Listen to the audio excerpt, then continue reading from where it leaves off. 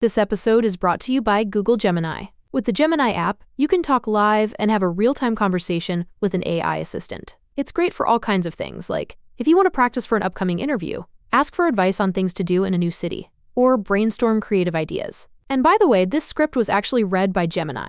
Download the Gemini app for iOS and Android today. Must be 18 plus to use Gemini Live.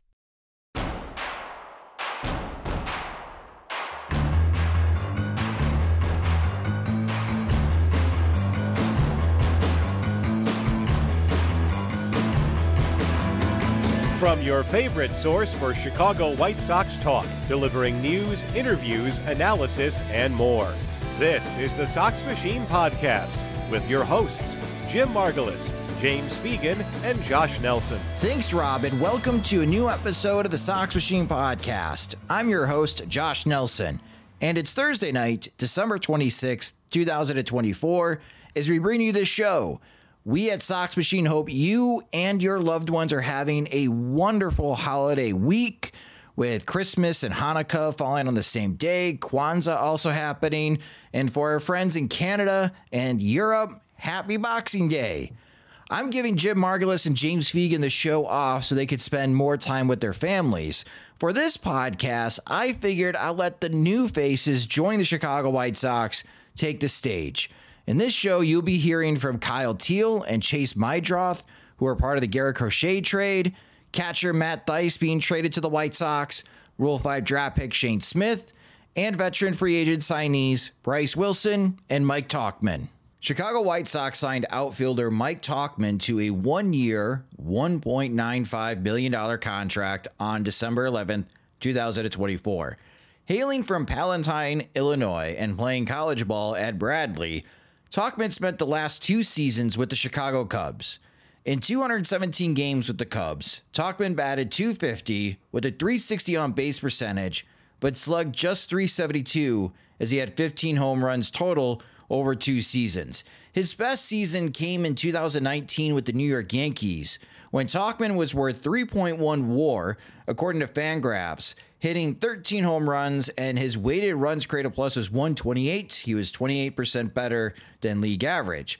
What the White Sox are getting in Tauchman, who turned 34 on December 3rd, is a steady player whose best offensive attribute is getting on base, especially with a career 12.9% walk rate. Tauchman described what his free agency was like, why he picked the White Sox, and with a newborn daughter at home, the importance of staying in Chicago. The White Sox reached out pretty early on and pretty aggressive. Kind of just as the process unfolded, we felt like it was a good opportunity and it was it was going to be a good fit. And, obviously the opportunity to stay at home played a factor too. So they showed initial interest and it just kind of moved from there. Well, my mom's a South Sider, so she was excited, and, she has some family reaching out to her that are excited about it. It's funny, I was just such a huge baseball fan when I was growing up. When I was really, really young, we would watch a lot of Sox baseball because that was on at night. And, that's when, my dad would get home from work and that would be what would be on, the TV at night. Some of those great teams with, Frank Thomas and Robin Ventura and stuff. And then, as I got older, the Wrigley Field experience is pretty cool. So, once kind of got my driver's license, me and my friends would go to more Cubs games. But the first game I ever went to was the first major league game I ever went to was a Sox game. It was the year that Mark McGwire hit 70 homers and the Cardinals played the Sox that year. And we have a 2-month-old at home. It's our first kid, and, the grandparents are here and the aunts and uncles are here, and, everybody's local. So, you don't really understand, I guess, the phrase, it takes a village until, you have a kid of your own. And, our village has been great for that to continue, to kind of just have that support system in-house. And that ended up being a really big factor for, my wife and I as we made this decision. What the White Sox are hoping for from Tauchman is an established veteran hitter that continues to get on base. A better version of Robbie Grossman, if you remembered that Grossman signed with the White Sox last year. Again, the team will still need home run power from someone, but don't expect it to be from Tauchman, even though he does want to correct his spray chart from last year and see if he can take advantage of the White Sox home ballpark with more pull side power. I don't go up there like saying like I want to see 8-10 pitches in this at bat, because like honestly, I don't think that's long term sustainable for success. Every year, one of my goals is to and including last year, like to do when I get in those matchups that I view as favorable, taking my chances 0-0, 2-0, 3-1, things like that. In my perfect world, in a perfect world, every single time I go up there, I'm ready to hit every single pitch. And 0-0, if there's a ball, if the pitch is in a good area of the plate for me to hit, like I'd love to see 4 pitches, take 4 great swings, and be on base 4 times. Like, because like the ultimate goal is to get on base and score runs. Like the only absolute is in like probably the entire game is the team with more runs than the other team at the end of 9 innings wins. So producing runs and preventing runs is really all that matters. So getting on base to produce runs, and there's a lot of different avenues to do that. Now, one thing I will say is, swinging outside the strike zone is really not a recipe for success for anybody. So it's definitely not for me. So, the better I can be inside the strike zone and, limit my chase outside the strike zone, like the better off I feel like I'll be. I do have a slightly deeper contact point maybe than some. For like 80 games, the wind blew in like 20 miles an hour from right field, like the last, like every day at Wrigley last year. So, I think that subconsciously, actually, maybe to a detriment, I got a little bit too opposite field oriented. That's something that I'm working on this or trying to make kind of a priority this offseason, is to, just kind of move my sights or move my direction a little bit more to the, not even the pull side, but just, center field. I think, the theory being like the bad in zone off speed is what you pull. And then, if you can still stay hard up the middle-ish with fastballs, like that's going to give you the biggest chance of success. But yeah, I definitely last year utilized the opposite field probably more than I had in the past. If Tauchman can be reliable defensively while posting, let's say, a 110 weighted runs created plus, the White Sox and fans will welcome that type of production after what everyone watched and experienced last year. But as Tauchman enters the twilight of his playing career, he also knows and understands that the White Sox clubhouse will be on the younger side, and they could use some veteran leadership. Tauchman hopes he could take the lessons he learned from former outfielders Charlie Blackmon and Brett Gardner and apply them to the White Sox. Yeah, I think there's a couple things there. As the game seemingly gets younger, I get older, I kind of reflect back on veteran players, older players, that whether it was like a physical thing, but more often than not like a mental thing, or just, like a professionalism or maturity level thing, that older players set a really good example for me. And I'm very fortunate in my career to have played with a lot of like awesome veterans who really cared about the guys in the team and the clubhouse and sort of those intangible things. I view it as that's it's on me now to sort of continue that, just in terms of, I know the guys that made me feel good or made me feel comfortable. And in a couple situations, I know the guys that didn't. And I would never want a young player for me to make a young player feel the way that, a couple guys at a different point in my career made me feel. I think everybody, though, at the end of the day, there is also that part of it where it's like, your job is to show up and do your job, because everybody's fighting for the next year. I've felt like I've been, playing for next year since 2013. So, it's important that I come out and, perform, because it's a performance game at the end of the day. Coming up with the Colorado Rockies, being like a left-handed outfielder, that was sort of when I was coming up, was when Charlie Blackmon was sort of coming into his all-star stardom level, playing his prime. He was just such a professional, and he was so like locked in. That was something that I aspired to, saying like, hey, like, this is the level of dedication. This is the level of attention to detail. This is the level of preparation that it takes. And then, getting traded over to the Yankees,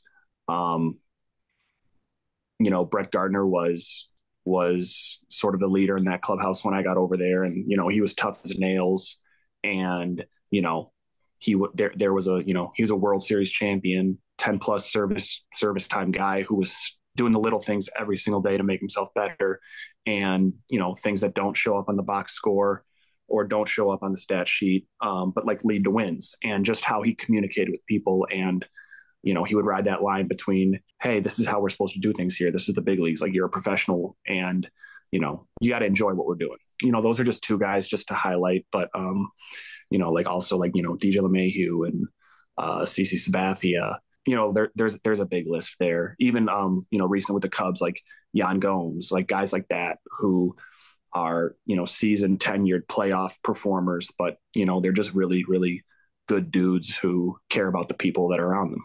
Tauchman has already worked with White Sox hitting coach Marcus Thames and is on board with the messaging from new White Sox manager Will Venable. I spoke to Will. We had a good conversation a couple of weeks ago just about, kind of his vision and, his personality and just hearing, what he has to say. I also, I was with Marcus Thames for 3 years in New York, and me and him have a great relationship. So, we've spoken a couple times as well. I think that my perception of the White Sox the last few years is, hey, this is a team that has talent. And it's the big leagues, and everybody's talented. And the difference between teams that struggle a little bit and then teams that end up at the top of the division, a lot of times, there's a talent component, but a lot of times too, it's consistently playing fundamental baseball. It's consistently being on the same page, having good processes to have good plans. It's putting players in a position to do things well. And that was all stuff that I talked with Will about. And, you could feel his excitement, with some of the people they're getting in the building and some of the behind the scenes processes that they're trying to introduce. I think the perception of me is that I'm pretty analytical, but at the end of the day, I do think that there's just there's a lot of unquantifiable things that lead to winning teams, and having the right mix of personalities, having the right mix of skill sets can really create sort of a higher output than as a team than maybe some of the parts put together. So I'm looking forward to getting into camp, getting with the guys, and just starting to kind of work through that stuff. And, I'm excited for the season. This episode is brought to you by Honda. When you test drive the all-electric Prologue SUV, there's a lot that can impress you about it. There's the generous passenger space, the clean, thoughtful design, and the intuitive technology. But out of everything, what you'll really love most is that it's a Honda. Visit honda.com/EV to see offers. Whether you're ordering wings for the game, whipping up a 7-layer dip, or ordering pizza, there's something about football that makes you want to eat. And this football season, Uber Eats has the best deals on game day food. No matter what you're craving, from 2-for-1 pizza to buy one, get one wings, Uber Eats will be dropping new deals each week, all season long. Uber Eats, official on-demand delivery partner of the NFL. Order now. Terms and conditions apply. See app for details. A week later, after Mike Tauchman signed with the White Sox, former Milwaukee Brewers pitcher Bryse Wilson also signed a one-year deal. Pitching 104 2/3 innings in 2024, mostly out of the bullpen with a few starts mixed in, Wilson struck out 82 batters and finished with an ERA plus of 104, meaning he was above average major league pitcher. Wilson had resurrected his career in Milwaukee in the past 2 seasons, as he appeared in 53 games during the 2023 season, finishing with a 2.58 ERA over 76 2/3 innings out of the bullpen. Now with the White Sox, Wilson is coming to the South Side for the opportunity in trying to reestablish himself as a starting pitcher. I think it's just a really good opportunity, kind of going forward, I guess, with my career. I guess we've made some pretty good moves this offseason already. As some smaller signings, but good players overall. And kind of just looking forward to coming in, I guess, kind of taking on a little bit of a leadership role. That piques my interest a lot. And then, just coming in and competing and, trying to win as many games as possible. There's potential for me to be in the rotation. And that, definitely played a bigger factor in, coming and signing with the White Sox. So I think, that's obviously the main goal, and just coming in and fighting for a rotation spot and, having a good year. Wilson's 2024 season was cut short due to injury, and he missed the postseason. He shared his personal views of the 2024 season and the lessons he learned from the Milwaukee Brewers. There was definitely a lot of ups and downs, consistencies, or inconsistencies. I think overall, I wouldn't say I'm necessarily happy with it. It wasn't, a bad season at all. I think there could have been a lot of more, positive outtakes of it.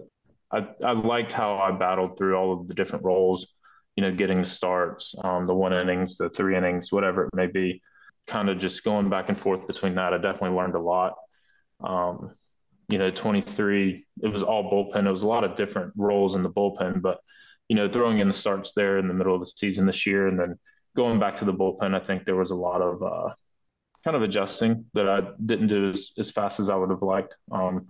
But, learning from that and going forward, it's something that, I'm very confident in doing if need be, and ready to learn and continue to get better. Part of the mentality that we had, even 23 as well, coming into it was, we're projected 3rd, 4th in the division. At that point, there's not a ton to lose. It's just show up every day and play as hard as you can. If you just show up every day and give it your all, good things are going to happen. So I think that's a lot of the mentality, is just showing up to the park every day, ready to compete, go out and give it your best shot. Signing with the White Sox also means Wilson is reuniting with new White Sox bench coach Walker McKinven. Pretty much all the time. He led our bullpen meetings before series. He was in on the starters meetings before games and stuff. So excited about what he's going to bring from the game planning perspective over. He's really, really good at that. Obviously worked with the catchers a lot. So I've talked to him a little bit. He's not going to be as much hands-on, but he's definitely going to have input. So looking forward to seeing that translate over. For 2025, Wilson has his sights aimed on becoming a reliable starting pitcher for the White Sox. In order for that to work, Wilson shared why his cutter is key in getting left-handed hitters out, and his hope that the changeup could be more of a swing and miss pitch. Yeah, I mean, the cutter is, really what kind of turned that around. Whether it's backside, first pitch to get to 0-1, or whether it's, weak contact and up and in. And I think it just sets up, it allows me to throw the sinker down and away to lefties, whereas prior to the cutter, that was kind of, off the table because it was just, they were already leaning over the plate. So it's just really easy pitch to go with. But, throwing the cutter, they have to respect in or part of the plate as well. So hopefully develop, the changeup more and, use that a lot more this year. Hopefully continue to get better with limiting lefties. Talking a lot with Wade Miley the last couple of years. He's made a very good career on, cutters up and into righties and changeups down and away. So it's a pitch where the cutter definitely opens it up. It's just being able to consistently throw it, with good movement and good location. So to continue to develop that, I think is going to be big. Joining Mike Tauchman and Bryse Wilson as a fellow veteran is catcher Matt Thaiss. Offensively, things have not clicked for Thaiss, as he's a career .655 OPS hitter and 771 plate appearances, all with the Los Angeles Angels. His addition to the team allows White Sox general manager Chris Getz to buy development time for Edgar Quero and newly acquired prospect Kyle Teel. Thaiss is no stranger to either Quero or Teel, having crossed paths with both recently. Yeah, I'm excited. Obviously, first off, Kyle being a UVA guy like myself, we didn't match up in time periods, but I'm excited to see him in camp. I shot him a text today and looking forward to working with him. And then obviously Q, I was with him in 2023 spring training. He was very young then. But I've heard great things about him and how he's continued to grow over the past, year or so. And, excited to get to work with these guys. Work hard, keep your head down and your ears open, which I know both these guys are, already doing and are able to do. And trust the coaches you got, trust, the veteran leadership you got. I told Kyle today about Drew Butera. Worked with him in 2023. Actually played with him in 2021. I told him he's outstanding, and it's going to be a really good resource for him. It's been an odd offseason for Thaiss. He was originally traded from the Los Angeles Angels to the Chicago Cubs to start this offseason, and then from the Cubs to the White Sox. Being in one place my whole career for 10 years, and then the past couple of weeks has been kind of crazy. But I'm excited. I'm excited for a new opportunity. I'm excited, to meet some new people and just kind of get to work. Like I said, it's really crazy thinking about just being in one spot my whole career, and you get comfortable in places and things like that. But I'm excited. Thaiss is also very familiar with White Sox catching coach Drew Butera, and share what it was like being teammates with Butera and then working with him in a coach-player relationship. He was huge for me in 2021 when he was still playing. We were in Salt Lake City together, and just really helped me. I was a month, 2 months into catching, and he showed up and really helped me elevate my game from that standpoint.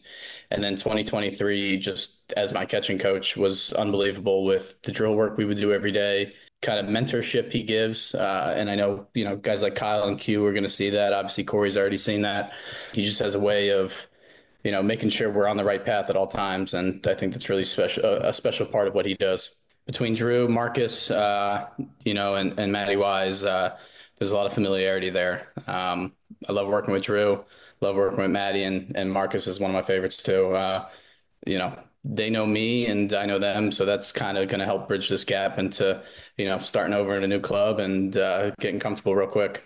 It's not clear if there will be a position battle for opening day catcher between Thaiss and Corey Lee. But Thaiss is ready to put in the work, learning as much as he can about the White Sox pitchers before pitchers and catchers report in Glendale in February, and hopes he can put to use what he thinks is his greatest strength as a catcher.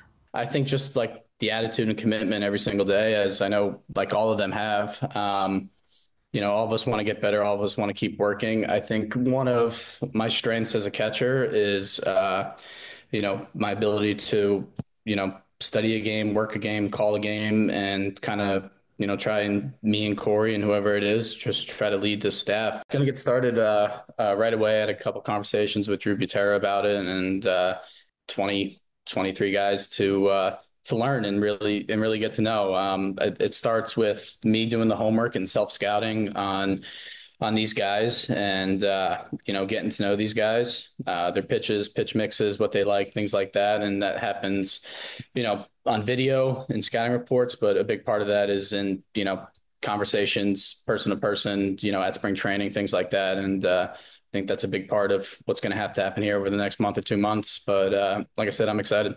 One of the other new faces to Chicago will be pitcher Shane Smith. Splitting time between AA and AAA in 2024, Smith served in both roles as a starter and reliever. In 16 starts, Smith pitched 67 innings with a 2.96 ERA, striking out 74 while walking 22. Opposing batters had a 190 batting average against Smith and only slugged 295.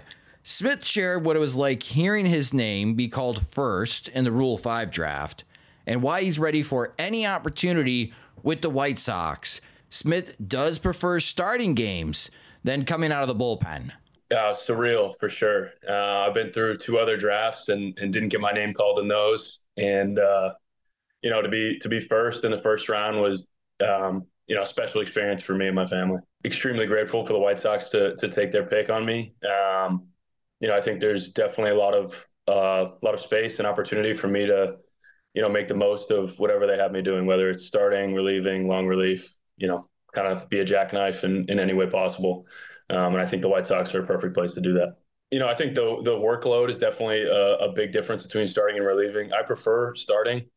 I just kind of like getting into games, getting a rhythm. You might not have every pitch in the first inning, but as you get through like 3, 4, 5, 6, you kind of get that feel back. But yeah, I don't think in terms of mentality or what you're trying to do is too much different than starting and relieving. But whatever opportunity I get, I plan to make the most of. When starting, Smith's fastball velocity ranges between 92 to 96 miles per hour, but as a reliever, Smith has hit 98 with the heater. One noticeable change for Smith was adding cut action on his fastball. Smith explains why he made that adjustment and how it helps with his slider. I think the cut I did a little bit coming back from Tommy John and then kind of corrected it. But, probably midway through the year, toward the end of the year, I started cutting the heater.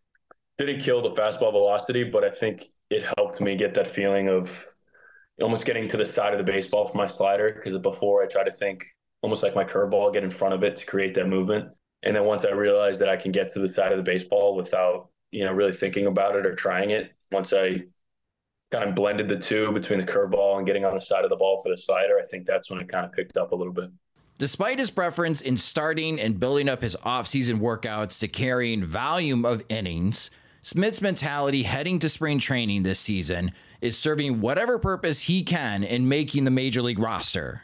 I try and think the highest possible level, and in a lot of ways. Like going into last year, I started in Double-A, and I was like, I want to make my big league debut this year, and it didn't happen. But I think I put a good step forward. And definitely going into this year, I wanted to fight for a roster spot, whatever that looked like. But it's definitely on my mind. This episode is brought to you by LifeLock. The holidays mean more travel, more shopping, more time online, and more personal info in places that could expose you to identity theft. That's why LifeLock monitors millions of data points every second. If your identity is stolen, their US-based restoration specialist will fix it, guaranteed or your money back. Get more holiday fun and less holiday worry with LifeLock. Save up to 40% your first year. Visit LifeLock.com/podcast. Terms apply. Part of the most important offseason transaction for the Chicago White Sox this offseason, Chase Meidroth was part of the Garrett Crochet trade from the Boston Red Sox. And Meidroth heard about being traded to the White Sox while on the phone speaking with one of Boston's top prospects, Marcelo Mayer. I was at my house. I just got finished with a workout, and I was actually on a phone call with one of my buddies, Marcelo. And yeah, that's when I got the call from the GM, and he told me I had been traded. Pretty fired up. I'm excited for the opportunity I'm being given by the White Sox, and so I'm fired up for what's to come, and yeah, I'm grateful for the opportunity. Meidroth will be part of the middle infield competition during spring training that we at Sox Machine will be paying close attention to. While he's not trying to look ahead, Meidroth is eager about the opportunity to play in the major leagues with the Chicago White Sox. I'm excited. I'm really excited for it. There's a lot of really good guys in this organization I've heard a lot about, and guys that I'm friends with, guys that I came over with the trade. So I'm really excited for this year and what's to come. I think there's a really, really good group that I'm coming to. Meidroth played his college baseball at the University of San Diego, where ex-Chicago Cubs great Chris Bryant also played. Meidroth only played in 19 college games his freshman and sophomore year. His freshman year was during the COVID 2020 season, before he really took off in the Northwoods League for the Kokomo Jackrabbits in Kokomo, Indiana. There, Meidroth hit .345 with a very impressive .471 on base percentage and slugged .437 in 51 games. And that summer performance launched him into a very successful junior year campaign in San Diego, where Meidroth hit .329, posting a .440 on base percentage and slugged .544 with 10 home runs and 19 doubles in 56 games. Boston used their fourth-round pick on Meidroth in 2022 and in 255 minor league games, spanning over 1,100 plate appearances. Meidroth hit .285 with a .425 on base percentage in 122 AAA games last year. Meidroth batted .293 with a .437 on base percentage. His slugging percentage was just .401, but Meidroth did hit 7 homers with 20 doubles. Meidroth credits his offense approach from what he learned at San Diego and stresses the importance of continuing this level of patience in the major leagues. It's just leaning into my strengths. I think I've always been a pretty decent bat to ball guy. I kind of figured out my whole approach when I got to college with my college coach, Brock Ungrich, and his whole hitting philosophy, I really bought into it, and I've kind of leaned on that the last 3 years of minor league baseball, and it brought me in this game and led me to where I'm at. Hitting the ball deep, taking your walks is like the biggest thing. He emphasized that all the time in college, was just taking your walk. And I didn't realize how important it was until I think like my junior year of college. And I was like, oh, like it's kind of fun. But yeah, I think it's a big part of my game. And, I'm just trying to get on base for the next guy and pass the torch in the lineup was my biggest thing. Now, despite being known as a contact hitter and willing to take the walk to pass the torch to the next guy in the lineup, Meidroth does have the goal this offseason to get stronger and showcase more power. My goal this offseason was to get a lot stronger and more athletic. Maybe tapping into a little more, power and kind of letting that come, not by forcing it, but by, putting in that time in the gym and to create that power moving forward. While Chase Meidroth is most likely going to be the first prospect, part of the Garrett Crochet trade we'll see in the major leagues in 2025, catcher Kyle Teel is one of the trade headliners, along with 2024 first-rounder Brady Montgomery. Teel shares how he first heard the news of being traded. So I was driving to my gym actually to go train, and I'm pulling in the parking lot, and I got a phone call. And I answered it, and I didn't think it was, I know the Rule 5 draft was coming up. I didn't know what it had to do with, but then I heard I got traded. And I was just completely surprised at first. Didn't see it coming at all. And then I went and worked out, kind of like cleared my head a little bit. And then, I was like, just excitement. I felt a lot of excitement just for what's ahead. And yeah, that's how I feel. Teel didn't have a great introduction in AAA hitting last year. He posted a .717 OPS, which was heavily carried by his .374 on base percentage, but it was just 28 games. Again, that's a small sample size. But Teel offensively certainly impressed in AA last year with Portland. In 93 AA games, Teel hit .301 with a .397 on base percentage and slugged .464 with 12 home runs and 22 doubles.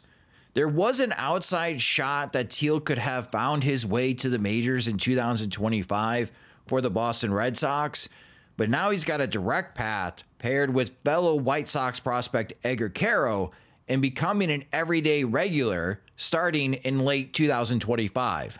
I would say that I developed a ton last year, especially from the defensive aspect of just catching every day, learning how to deal with pitchers and work with them to help them be their best. And I think I improved a ton with game calling and that aspect of the game. As for other things like receiving, my receiving metrics exploded towards the end of the year. And it's just, I want to keep that rolling as we get going. I would say that there's an opportunity to play at the next level. Obviously, I don't make those decisions, but I would just say I'm excited for what's ahead, and really all I can control is doing what I do every day. And yeah, I mean, I'm excited. Defensively, Teel consistently receives 50 grades on his ability behind the plate in receiving, framing, and pitch calling. Teel still wants to continue improving in all three aspects and becoming a major league catcher. Teel does implement a one-knee defensive stance, which he learned at Virginia. Even though he does have limited outfield experience, catching is still Teel's favorite position, and his desire in improving at catcher is why he loves the position and feeds into his overall love of baseball. There's so many things I love about catching. Throwing runners out is awesome. It completely swings the momentum of the game to your team's favor. Game calling has been something I've grown to love. Just learning how to use certain tools and look at opposing hitters, and receiving. I would say throwing runners out and receiving it would be the top two. Just how can I present this ball to the umpire to make it a strike? One thing I have been implementing is a right knee down stance. Just that's been my big focus catching this offseason in order to make it easier for me to throw runners out more consistently and putting myself in the best position possible. So it's an everyday thing, just getting better and little tweaks here and there and just 1% better every day, really. Yeah, I never called my games at Virginia. At the same time, I was able to make certain changes to pitch calls if I noticed something, like hitter up in the box or on the plate. Pro ball's a different animal than college. You play a lot more games, and part of the game that I love is calling my own game. So it's been fun to improve with that. And I feel like I've been doing a really great job with that. I love the game. I love to get better. I'm very obsessed with getting better. It's just ingrained in me. At the same time, when I'm at the field and everyone's like, I'm talking to coaches, I'm talking to players. I love talking the game as well. I love getting to know guys' personalities. So I would say it's a combination of loving the game, loving the people around me, and just making the most of my time wherever I'm at. That will do it for this episode of the Sox Machine podcast. A special shout out to all the new faces joining the Chicago White Sox, but also the Sox Machine beat reporter James Fegan in helping get the audio from those interviews of Mike Tauchman, Bryse Wilson, Matt Thaiss, Chase Meidroth, Teel, and Rule 5 draftee Shane Smith. If you enjoyed this episode of the Sox Machine podcast and you're new to the show, you can subscribe to the podcast wherever you listen to podcasts, such as Spotify and Apple Music. You could also listen and watch the show on our YouTube channel at youtube.com/Sox Machine. You can also follow us on social media. We're on all the platforms at Sox Machine. You can follow me at Sox Machine_Josh. If you enjoy our work and you want full access to all of our coverage of the Chicago White Sox and Major League Baseball, you can sign up to become a Patreon supporter at patreon.com/Sox Machine. Again, it unlocks full access to all of our coverage of the Chicago White Sox, and you also receive ad-free versions of both the podcast and the website. Again, if you're interested, monthly plans start at $5. Sign up at patreon.com/Sox Machine. The Sox Machine podcast is a production of SoxMachine.com. You're for all things Chicago White Sox baseball and part of the Blue Wire Podcast Network. I'm Josh Nelson. Thanks for listening and watching.